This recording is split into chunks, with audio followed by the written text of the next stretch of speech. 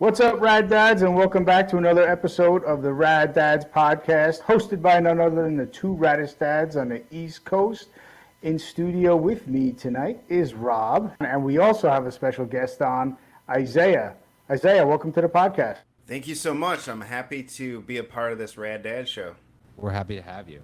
So, Isaiah is a board certified psychiatrist, mental health nurse practitioner specialized in addiction medicine. He has experience with depression, anxiety, bipolar, schizophrenia, heroin addiction, cocaine, meth, porn, and food addictions. That's a lot. Yeah, it is. And so I'm pretty passionate about mental health. Do you want to give us a little bit more about yourself and about nox.net? Yeah, so I'm like you said, a psychiatric nurse practitioner. So I found that there was lacking in pornography addiction. It's running rampant, and there's really no good treatments. I stumbled upon I was working in alcohol addiction, and over the course of a couple months, about a handful of guys said, "I no longer take this medication for alcohol. It keeps me away from porn." And I thought, man, that's really brave because there's a lot of shame surrounding pornography addiction. I'd rather be an alcoholic than a porn addict. That's way less severe, less shameful in our society. So then I started doing some research, some medical research, and there's been several medical studies about medication for pornography. And I thought, wow, that's great. So I need some resources to give my patients to send them. Nobody's doing it. Nobody knows about it. And so I've been doing it for the last 2 years in my private practice, and got with a colleague, and we decided we need to take this nationwide. So we hired a third-party telemedicine agency, and we're in all 50 states now, providing medication for pornography addiction. And I can go into a little more detail about the medication in a little bit, but it's easy access. And who's gonna go wants to go into their doctor and say, "Yeah, I'm a porn addict." And what doctor's going to say, "Oh, here's some medication I heard about." They're going to say, "Here, go to therapy." Like, okay. So yeah, we're in all 50 states, convenient telemedicine, and that's what NoX does. We decided not to do the therapy part. I highly recommend therapy, but there's so many good therapists out there. That's not lacking. What's lacking is the medication portion. So that's super interesting. I never ever knew that there was a medication for porn addiction. So just to tie into that, how does someone know they have an addiction to porn? Yeah, that's a good question. So I meet people who are the stereotypical porn addicts, watch porn all day, every day. And I meet people who are the non-stereotypical ones, watch porn once a month. And it depends on how you define an addiction. It depends on how you define the word addiction. Well, I define it as doing something that's harmful to you, wanting to quit, and not being able to. So, for example, had this guy, a religious person, went to church, played in the church band. He would watch porn Saturday night, go to church Sunday, feel horrible, ask for forgiveness. I'm not going to do this again. Go 6 months without watching porn, and then slip up. And then another 3 months of porn free, and then slip up. Well, this went on for 10 years. And then he just couldn't break the habit. And of course, he felt like a hypocrite, guilty, shame, all this stuff. This got him on some medication, gave him just enough push to get him to get him over the hump for the porn addiction. So that's a good question. How do you know you're a porn addict? And it goes back to addiction. Like, how do you feel about watching porn? Is it something that you're okay with? Is it something that doesn't sit well with you? I did a podcast, and the host was like, "I watch porn. There's nothing wrong with it." And I was like, "Okay, yeah, I'm not here to tell you porn's right or wrong. That's not my job. But here's some objective facts: is pornography is the third leading cause of sex trafficking in America. Like, that means some of the people you watched on porn aren't there willingly. Are you okay with that?" And of course, we changed the subject shortly after because that's pretty awkward to talk about. So yeah, when is your report? So some of the objective signs of porn addiction, and what makes porn addiction so insidious is nobody has to know about it. And if you're an alcoholic, eventually you're gonna have some objective signs that you're intoxicated to the people around you. But with porn, like, you can hide it pretty well. Of course, eventually, once you get down that road, it's going to be anxiety. If you haven't watched porn in a while, it's going to be depression, and we can talk about the downregulation of dopamine regarding the addiction process in the brain. It actually changes the chemical makeup of the brain, causing more depression. Then some more objective things about porn. 9 out of 10 videos have aggression or violence towards women. Like, are you okay with that? And then that teaches the men that, aggression towards women during sex is okay. Teaches women that it's okay if they're aggressive to me, and that's not okay, and that's not real. So yeah. So circle back to your original question. How do you know if you're a porn addict? It's very, if it's something that you are, if you've tried to quit and wasn't able to quit, that's the first sign. And then if it's something that you turn to when you're anxious, turn to when you're can't sleep, when you're mad, you had a rough day at work, those are all signs. Those you're self-medicating with something that provides a dopamine release. So also, if you're watching at work, that could be a sign that you're addicted to porn. Huge one. 20% of guys admit to watching porn at work. That's kind of a lot. I mean, I had no idea that there was an issue with porn addiction. No idea. Oh, yes. It's crazy. 98% of men have watched porn in the last 6 months. And it's not just men. 60% of women have watched porn in that same time. That's kind of a lot too. And then the type of porn, what's watched. You and I were young. It was Playboy magazine, right? A topless woman. Like that was awesome as a 10-year-old, right? Well, the average age of first exposure to porn is 11 years old now. But it's not the Playboys. It's the hardcore Pornhub crazy porn that they have unlimited access to.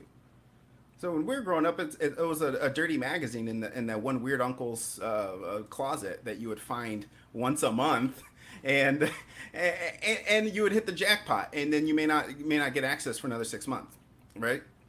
So, but now that's not the case. If you have an internet connection, that's all you need. And as a dad-focused show, we need to be aware that this is pretty crazy out there. We need to prepare our children for the world, and this is one aspect. Whether you have a son or a daughter, this is one aspect that needs addressed.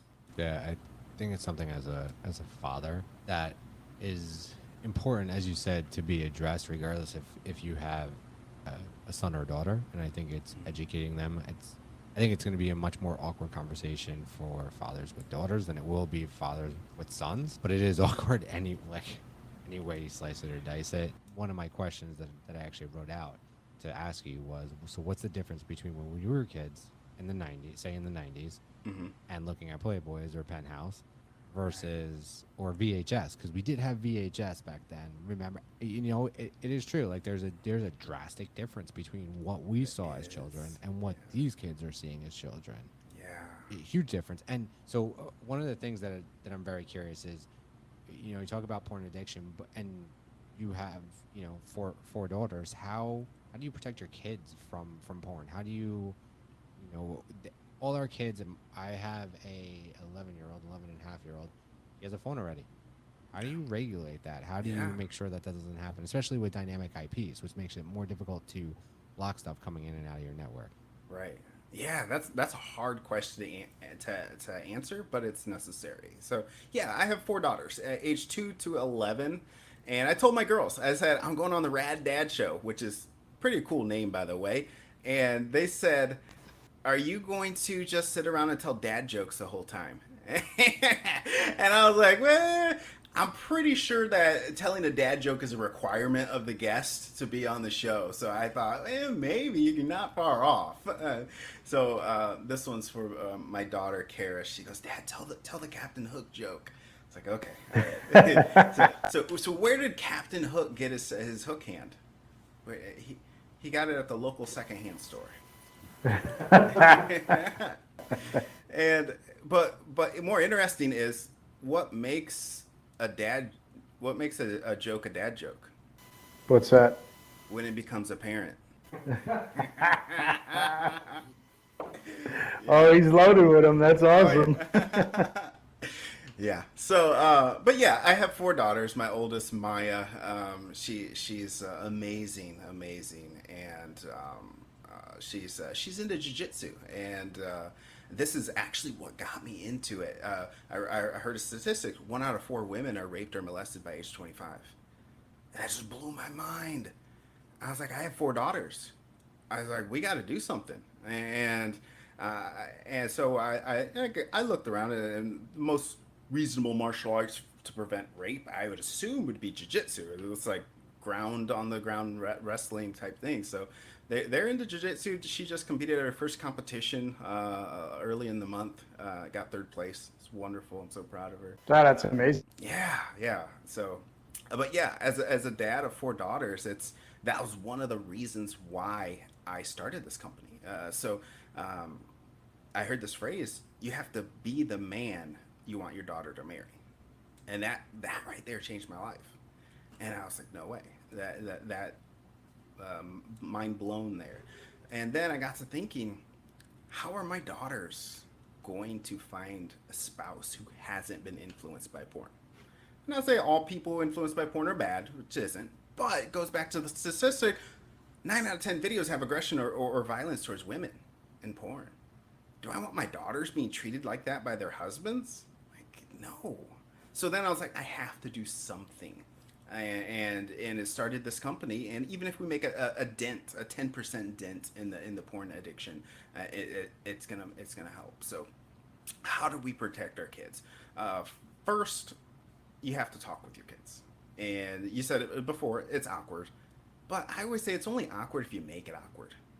And if for the parents who can't say penis or vagina without giggling or in front of their kids, and they think they're ashamed of those words, well, those kids have no chance. Come on. You have to use some anatomical phrases, like this is a proper language to use. There's nothing to be shameful about. This is our body. So um, so I said the average age of first exposure is 11, right?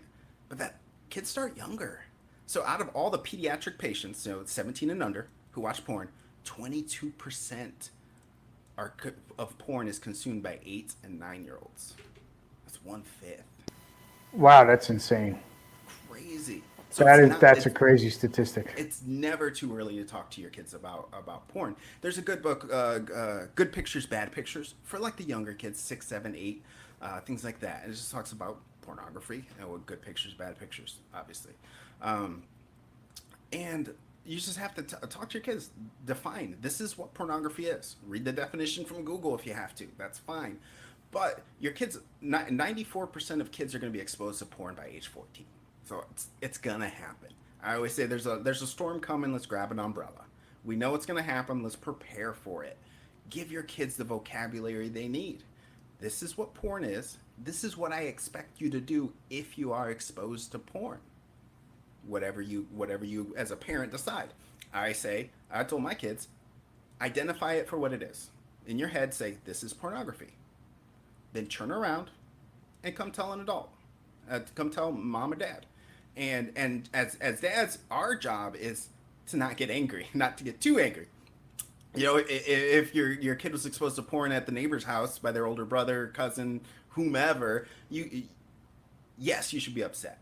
But don't go calling their parents, screaming at them, and never let them go back there, because you're giving the message to your kids that this is that, one, you don't know how to control yourself, and this is wrong. And like, obviously porn for kids is wrong. I think everybody can agree with that, but you're not making it a safe place for your kid to tell you. You need to say this, make it safe for them. Thank you for telling me.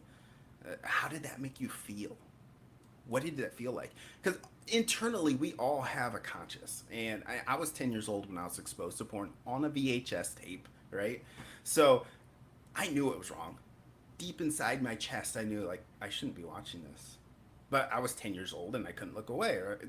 So we all know what's right and wrong, and your kid will know. Like, how did that make you feel? What do you think about that? And give them the words. And Heck, there's even a feelings wheel, and we use in psychiatry for kids. It goes through all the different feelings. We have it on a pillowcase at our house, and I like just pick a feeling. Like, how does it make you feel scared? Or, there's just like 100 different feelings that they could choose from. Because oftentimes the kids don't know. They know how they feel. They just can't express it because they don't have the vocabulary. So that's the first step. Obviously, we talked, kind of mentioned adult content blockers, right? So as your kids are younger, adult filter blockers, there's several out there that will block your IP address. There's some that you put on your phones and your computers that will monitor every single thing that goes on that computer. Bark, for example, is a pretty decent one because it also monitors for bullying and things like that. But you also can't control what happens at the neighbors or on the bus or all this other stuff in between. So, like I said, talk to your kids. And as your kids get older, there's accountability software. I tend to recommend once they hit an age where they can reason, and typically between 11 and 12, they have reasoning skills, and maybe give them another year or two to develop that. Switch over from adult content filters to accountability software. So you're giving your kid enough rope to hang themselves while you still have influence on them, while you can say have some sway over them, as opposed to putting them in a bubble. As soon as they turn 18, go to college, that's all they do is watch porn because they've never seen it before. Hey, Isaiah, what is accountability software? Yeah, that's a good question. The biggest one is Covenant Eyes, and that one is a faith-based one, but it doesn't. You don't have to use it that way. So you sign up different emails of people you trust and who are willing to ask those hard questions. So anytime I look up a site that has a rating of an adult content or suspicious for porn, my accountability buddy gets an email saying, "Hey, Isaiah's watch this email," and I'll send him a link, or watch this video, or watch it was at this page, and I'll send him a link. And a lot of the times they're false alarms, but it throws in a different type of self-regulation. So it's you're allowed to choose what you're going to do. So you said that was Covenant Eyes? Yes, Covenant Eyes. Yeah. Covenant Eyes. So I think one of the main ways to help your kids and make them understand is having that conversation, having that open dialogue, and explaining to them what it is. So I preferred my kids hearing it from mom and dad, what it was, what it is. I went over proper terminology. I went over slang terms. And when I tell you the looks on their faces, they were shocked. So I said, this is what you're going to hear in school. You're going to hear it from your friends, and I prefer that you hear it from mom and dad, what it is, what it's called properly, the slang terms, and we spoke about sex as well. We told them how it happens. We told them how babies are made, because there was an incident. A mutual friend of ours has a daughter, and he's got all these filters on his router, and he got notified that someone in his household went to a porn site. So turned out it was his daughter, and the reasoning she gave him was, well, everybody was talking about it at school. I wanted to look it up for myself and see how it works. And that was one of the stories. Another story, I worked with a woman years ago, and her 15-year-old daughter, she was gaining weight uncontrollably, and she didn't know why. The woman I worked with, she was a female laborer, worked for a construction company. We worked crazy hours. So after taking her to the doctor, the doctor finally told the mom, "Hey, your daughter's pregnant." The daughter's excuse to the mom was, "You never told me about sex. You never told me what to expect. You never told me how to feel." So those two incidents, that's why I wanted to tell my kids. I got 3 girls. You have 4. Right now, my girls are 11, 12, and 13. I laid it out for them. I said, this is what it is. These are the terms you're going to hear from your friends, and this is how it happens. Was it an uncomfortable conversation? Hell yeah. 100%. But my kids now know. So yeah, awareness is key. Yes, there are parents that are going to have that hard time or difficult time having that conversation because it's, it's sex. It's talking about sex. Some kids may take it well, and other kids, it might take them a while to absorb what you had just told them. But open communication, honesty, and having that conversation. I mean, the statistics you said, 22% of porn is being watched by what, 8 and 9 year olds? Yeah, Is that what you said? 22% of porn watched by pediatric kids, 17 and Okay, under. Out so of that's those, that's that's a still a lot. lot, right? I Yeah. mean, 8 years old, 9 years old, that's too much. That's too much. So me, I think I was late. I told my kids when they were 10, 11, and 12. So my 12-year-old, she probably heard it in school already. Probably, yeah. So yeah, so that's how I handled it in my house. Yes, there are still conversations that we have that come up every so often, and we just remind them, hey, this is what it is, and this is what you can expect, because health class, the what you and Rob went through years ago is not the same as today. They changed the curriculum. They don't identify a male and a female. They don't identify a penis and a vagina. They just identify people exist. It's just crazy. It's insane. But that's a conversation for another day. Yes. Rob is smirking. So I just wanted to educate my kids on the terms, the slang terms, and just how it happens. Yes, definitely uncomfortable conversation. But to all the dads out there, that conversation should be had between you and your kid and not with their friends at school. Because with their friends at school, it's what he said, she said, they said. It's never how it really happens. Make them aware so they're educated. They probably hear, nonsense at school. Absolutely. And that's just the first step. So now, whether you're a dad at home who says, there's nothing wrong with porn, and you say, tell your kids, wait till you're, this is for adults. You can't watch it as a kid. Once you're an adult, you can watch it. Well, like I said before, I'm not here to tell you, yes, it's okay. No, it's morally wrong. But there are some objective damaging evidence from medical studies that show the harmful effects of pornography and also the way it changes your brain. So what we know about brain imaging is brain imaging of a brain and a brain imaging of an addict's brain. They physically look different. It changes the chemical makeup of the brain. A study in 2015 compared the cocaine addict's brain versus a chronic pornography user's brain.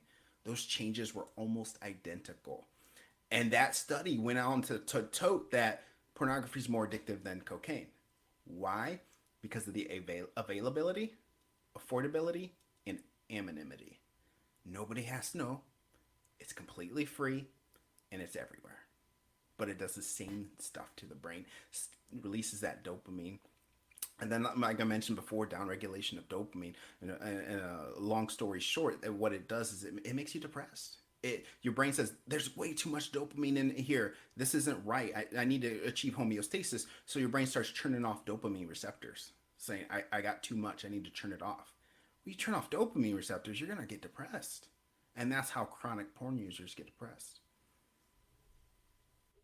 That's insane. That is crazy. The brain imaging of a heroin addict and porn addict is almost identical. That's Yes. crazy.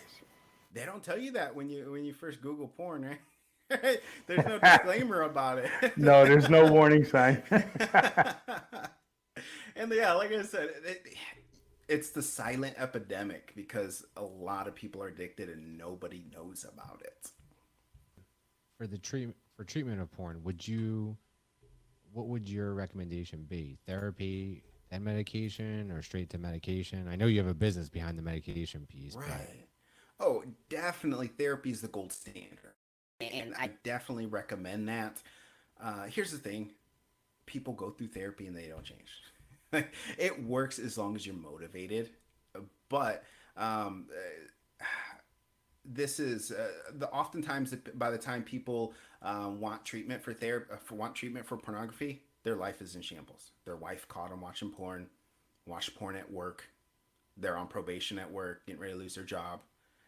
Then they decide, oh, I need to seek help for it. and, and at that point, your life is ready to fall apart. I say, let's throw everything at it, including the kitchen sink, right? And if this medication helps, great. But yes, therapy is definitely the gold standard. Recommend it. Cognitive behavioral therapy is the gold standard for addiction. Close second is motivational interviewing. This is a subtype of therapy. Highly recommend it. Wonderful for addictions. My medication, I do two different medications. It can be one or the other or both. The first one, naltrexone, FDA approved for alcohol use disorder and opiate use disorder.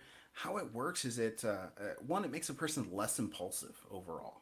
And then two, it helps with intrusive thoughts about pornography.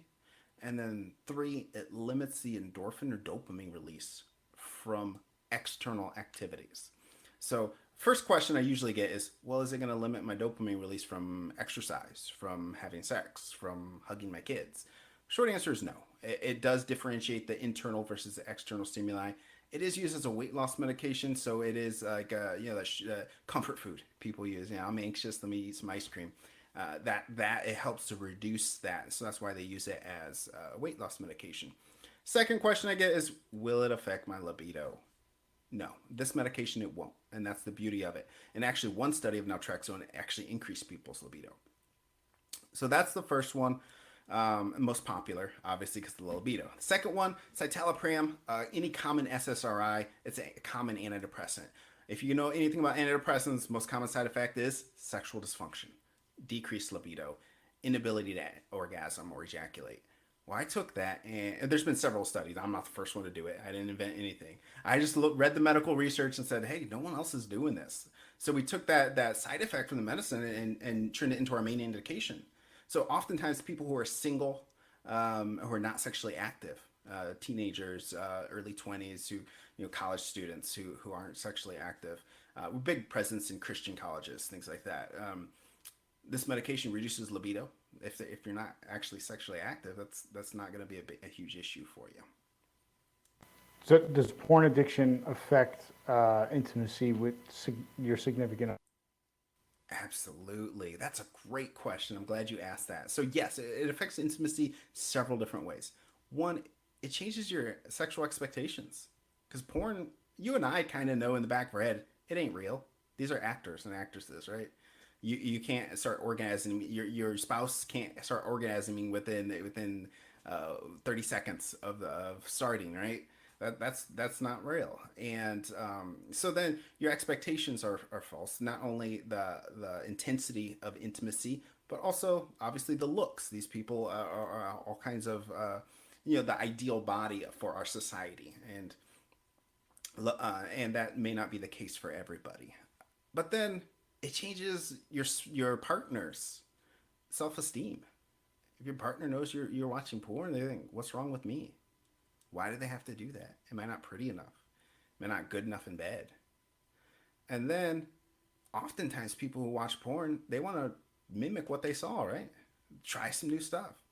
Well, a lot of this stuff is degrading to the partner. And how does your partner feel about that?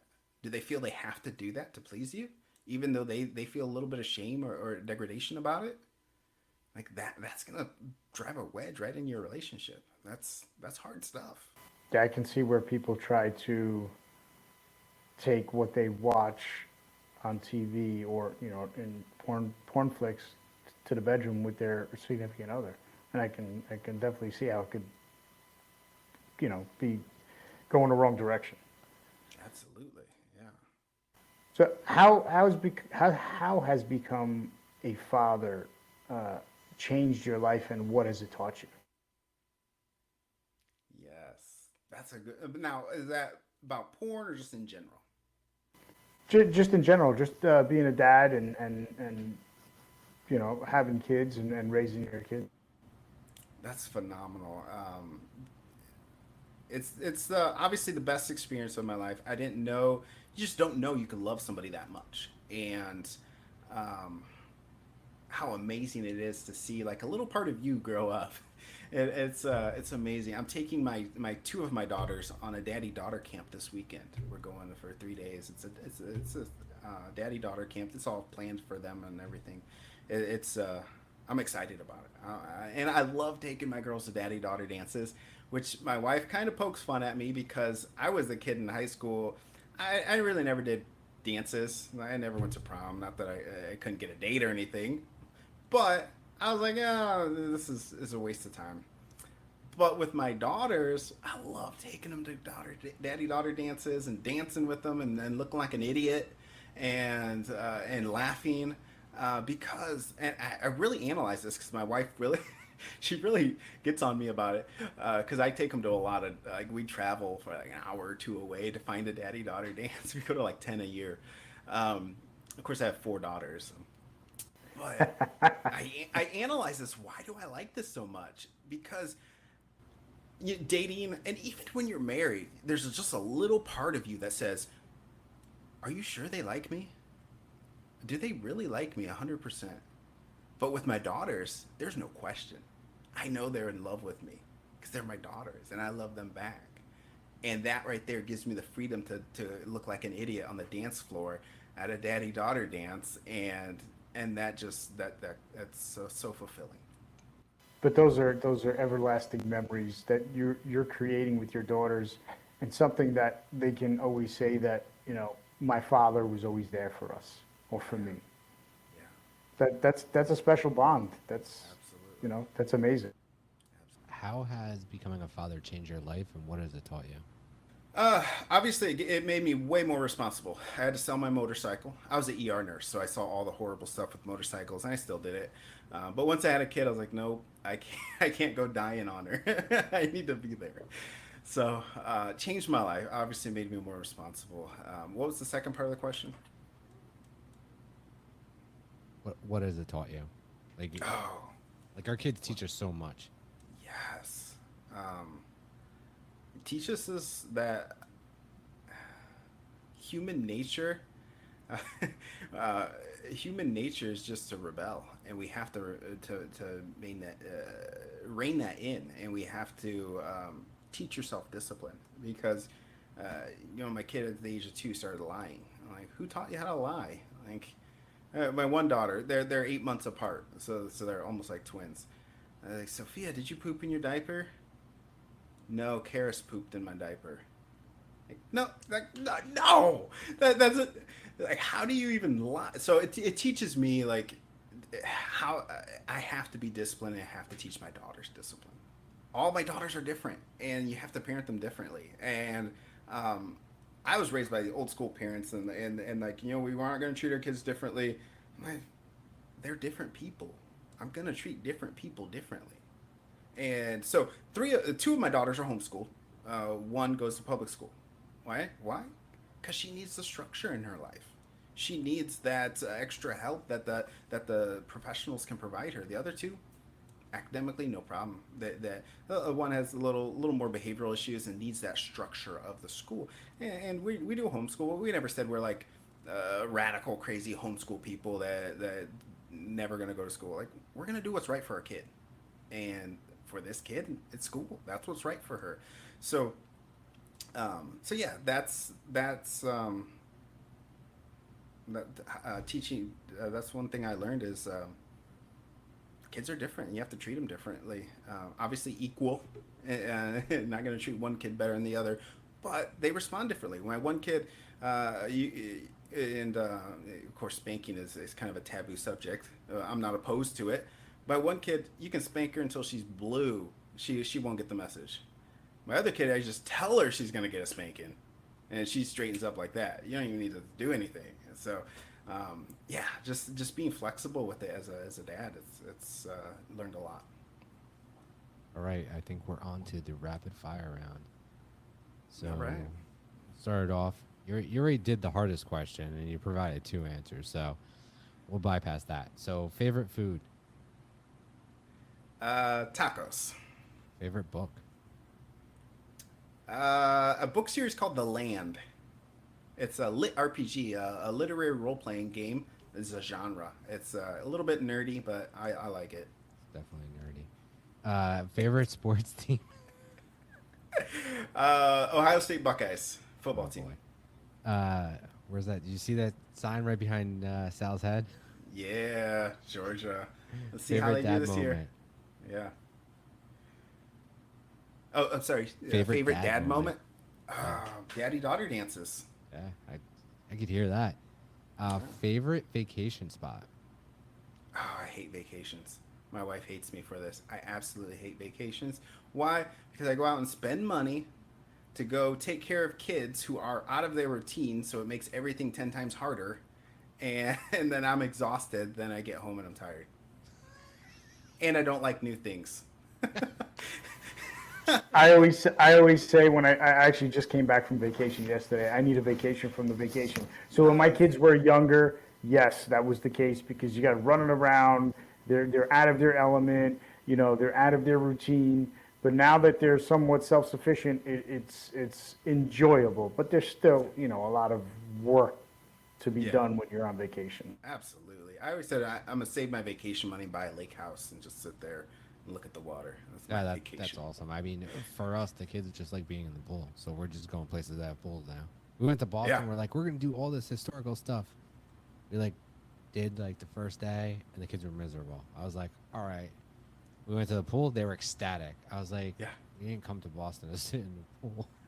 So we kind of learned our lesson after a couple of Love times. it. But now, Yeah. to Sal's point, my kids are 8 and 11. It gets a little bit easier when they get older and they can go swim by themselves and they have a good time. Yeah. All right. Can you tell our listeners where they can find you? Yeah, nox.net. So it's an no-x.net. If you still have questions, you can go to our story and you can book a 10-minute free consultation with myself. And we can talk about medication for pornography, all kinds of stuff like that. So we're on some socials, no-x, telemedicine, Facebook, and Twitter, and Do you guys Insta- also treat other addictions or just pornography addictions on No X? Yeah, so we treat specifically sex addiction, pornography addiction, internet sex addiction, includes like voyeurism, things like that. But I can get naltrexone is kind of it's used for alcohol use disorder. Like I said, it's used for weight loss. So if somebody presents, we're gonna help them. Awesome. That's great. That's a tough industry. It is, Can't even yeah. imagine what you hear based on even like alcohol and cocaine and heroin, never mind pornography and voyeurism. I didn't even think about that. And sex Yeah. addictions. So Yeah, oh yeah. I did heroin addiction for about 5 years, and I got a lot of stories. yeah, and anybody and I know that industry typically doesn't pay that well. You know, definitely like bleeding hearts and giving back, and it's really I don't think most people might. So my wife does it. So I'm tooting the kind of the house horn, but like I don't think people really understand how much you give of yourself to do this type of type of work. It's crazy. it is emotionally demanding. It's a high burnout rate. Yeah. All right, last question. You want to ask it, Sal? Last question that we ask all fathers. If you can impart a few words of wisdom to all fathers, what would it be? That's a good question. You should have prepared me for that one.